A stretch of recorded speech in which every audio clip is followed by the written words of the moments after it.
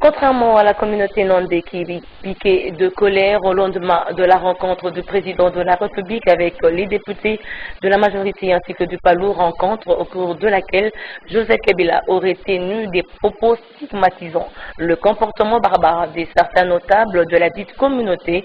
Les Hutus encouragent par contre le chef de l'État pour avoir pris ce courage d'appeler le mal par son nom. Maître Innocent, notable de la communauté Hutu, salue cette interpellation et recommande que la province du Nord Kivu soit découpée en vue de mettre fin aux querelles interethniques qui bloquent le développement de cette partie de la République.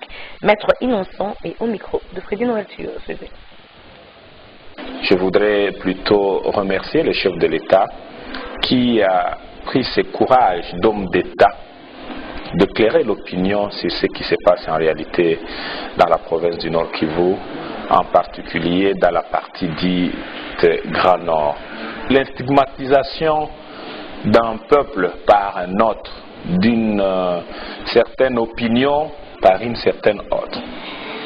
Je pense que ça ne sera pas tribal de revenir sur la fameuse question Hutu-Nandé, de triste mémoire. Voilà tous ces mensonges qui ont entouré la question sécuritaire, la question de l'insécurité dans les territoires de Beni, Beniville, Beni et Lubero et même Rutshuru et Massissi. Aujourd'hui que les chefs de l'État aient compris finalement, nous disons que nos cris de cœur ont été entendus. Nos cris de cœur ont été entendus.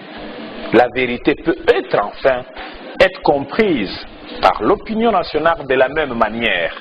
Lorsqu'un père de famille, un chef d'État, prend ce courage-là de dire que ses amis n'acceptent pas les autres, je crois que cette solution qui a été ou qui est en train de réussir ailleurs, on peut aussi l'essayer chez nous.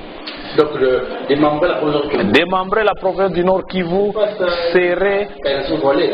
Quelle balkanisation? On a démembré les autres provinces. Pourquoi vous ne parlez pas de la balkanisation?